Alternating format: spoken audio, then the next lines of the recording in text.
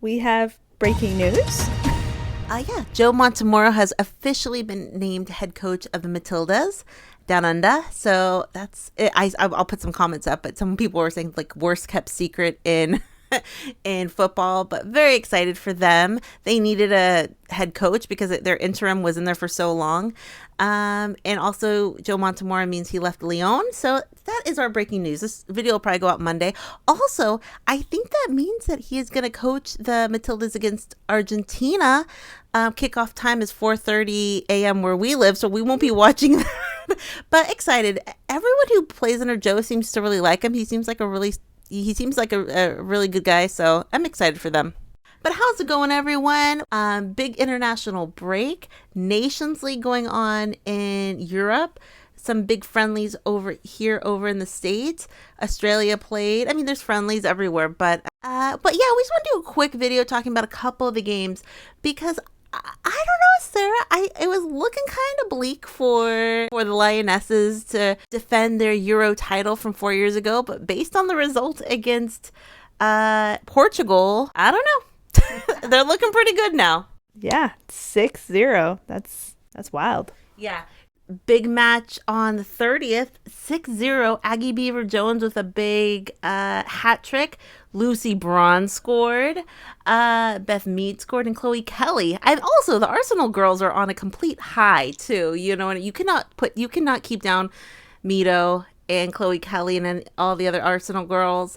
But I don't know. They look like they're ready to fight for that title. And obviously, we're going to talk about Mary Earps in a second. But after that kind of blew up, I think they said, hey, I know that that's a big story, but we're still going to go out there and win. You know what I mean? Yeah. Determined. Yeah. Because, and also the players want to make the squad. You know, obviously Sarina Vigman is going to decide who will be on that squad, and everyone is still kind of fighting for their place for that squad. But big win. I mean, when they played, we'll read some comments at the end, but when they played so well, so many people have been talking about, are they gonna defend their title? But I have been seeing people say, as good as Spain always looks, Germany's going to be the team to beat. I mean, I've been hearing that Germany will be the team to beat. They're just looking really good. They beat the Netherlands 4-0. Big loss there for the Netherlands, but I'm excited for England. I'm excited that after kind of everything that happened with the headlines with Mary Earps, that they could just say, hey, that happened. Still going to win this, you know. And my favorite part was when Leah Williamson got spicy. Yeah. I don't know if I've ever seen her get that upset, mad. I mean, I'm sure she has, but she was really heated. I guess the Portuguese player hard challenge. I'm not even quite sure what happened, but the moment it happened, and then Alex Greenwood tried to like calm down Leah. I'm always wondering if the player who is trying to calm down the other player, like Alex Greenwood was calming down Leah Williamson, does it annoy the player who's upset? You know what I'm saying? Like, okay, I got this. Let me just be mad. Like, is Leah like, okay, Alex, I got it. I'm not supposed to be upset, but don't worry about me right now. You don't know how many times I watched that clip back. I mean, I watched it over and over and over again, and then like 20 more times. Yeah. And actually, I really like England's new kit. Very stylish. Love those. So did everyone see that? Also, I guess we'll go to here because we are talking about England. A lot of talk about the situation with Earps. Mary Earps retiring. I don't know, like I feel like there's a lot of people who are genuinely sad and bummed that, you know, Mary's not going to be there. Then there are some people who are angry, like literally angry. But then the media is like running with this story that Mary Earps is, I have some of the phrases here, selfish, betrayal, and a huge ego. Like basically the worst thing ever. How dare she? And they're making it out to seem like she's like a traitor of the, like she's a traitor of the country or something like. Yeah, because also I'm kind of like, and someone actually left this comment in our comment section. So someone says, a friend of mine who works in the football industry has said Mary Earps retired because she lost the number 1 spot. She was angry she wasn't playing, so she decided to retire. She said to my friend who works in the football industry that she wouldn't play for England again, even if they begged her to. Yeah, and so someone left that in our comment section. I take this as possibly, you know, a true comment only for this argument, but even if that's true, I think you say, well, if she wasn't mentally prepared to be number 2, it's within her right to say, I can't be number 2 right now mentally. You know what I mean? Like, even if she did step down because she wasn't, I think mentally speaking, I don't know. Just so many people who were like going on, like you said, this is the worst thing that's ever happened. Oh my goodness. And I actually, let's see if I can find the comment. I kind of saw this and I thought this is like a prevalent issue in online, but I'm going to have Sarah read this. On MOTD sites, it's nearly all men attacking her. Lots of bots, AI-generated articles creating and confirming a created narrative. It was starting before she announced her retirement and has escalated to a ridiculous level. Scary the attack female sports stars are getting. Yeah. And I think that's so true about the bots and the AI-generated stories. Like the bots that are just aimed at attacking, a lot of times they're not even real people. It's bots who want to create this narrative that more people are upset than they really are. You get what I'm saying? Sure, some people are upset, but I think this like bot AI thing is like taking over, and that's like scary too.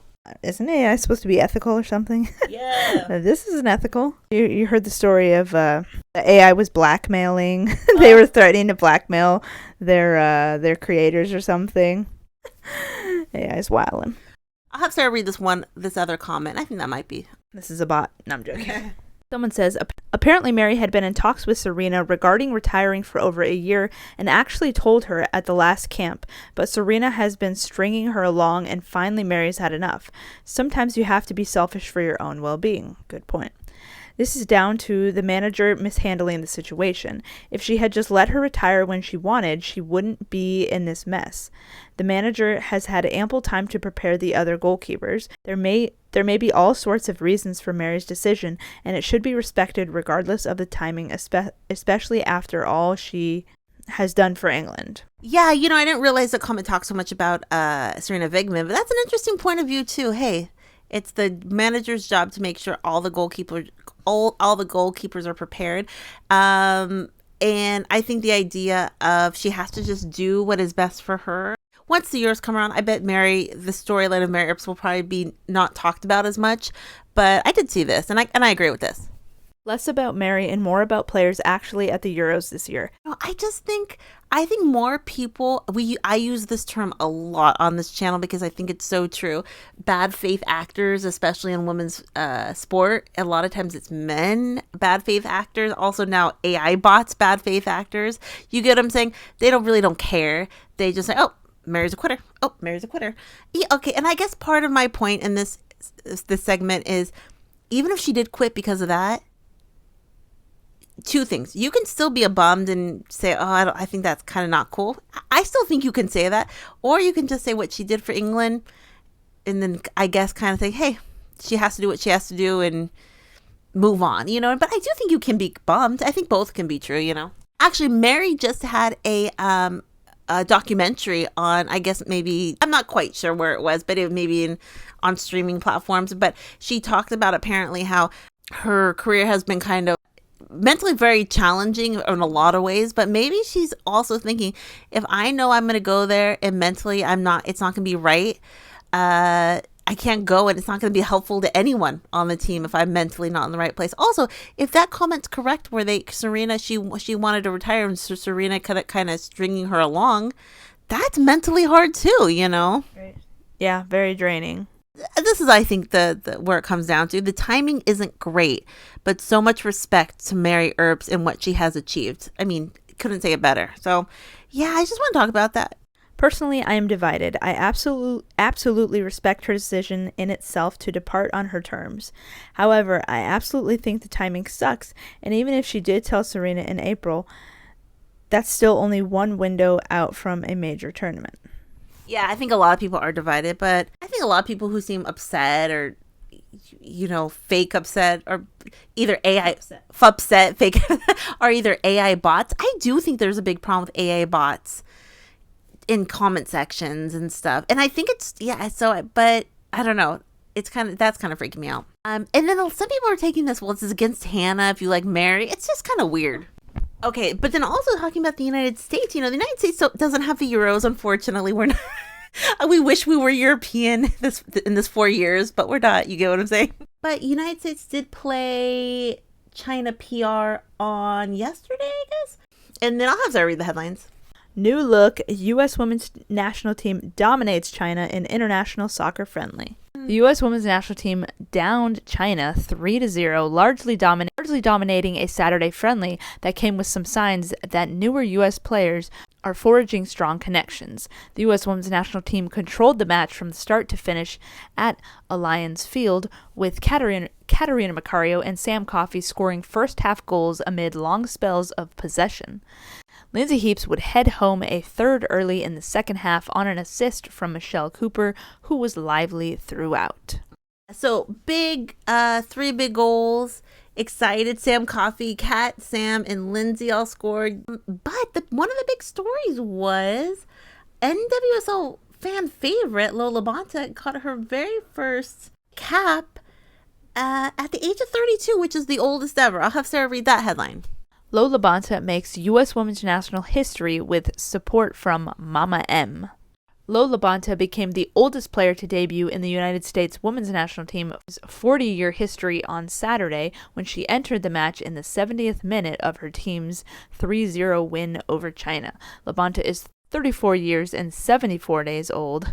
She has a decade of professional experience as a box-to-box midfielder in the NWSL, but it didn't earn her a U.S. women's national team call-up until earlier this month. You have to have a short-term memory, whether it's wins or losses, LaBonta told TBS after her international debut on Saturday. And when there's a loss, you let it sink in, but you learn from it and you move on. And that's what I've done with every obstacle in my life. And you know me, I'm always joking around in the locker room, and I try to and do everything with a smile. But I'm out here grinding, and I think eventually Mama M, U.S. Women's National Team head coach Emma Hayes, called me in, and let's go. Mama M, I like that. That's the first time I've heard that. Yeah, I didn't know that either, but she got in there. I didn't know she was mother. Yeah, I know her. But so excited. She got in there, and they interviewed her after the game. I saw so many low signs in the crowd. Low mama. I'll put a couple up that I saw. But fan favorite. People love her. Her energy is just so... She has such good energy. And I'm so excited for her.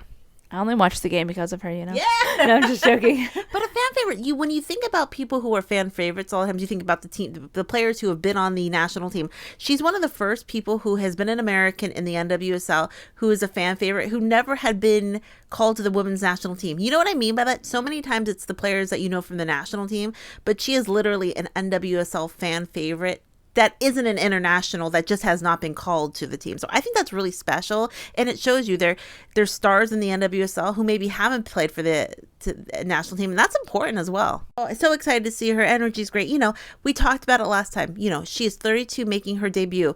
What about a player like Casey Kruger, who said Emma basically told her she's not in the picture, basically too old. That's the long and the short of it.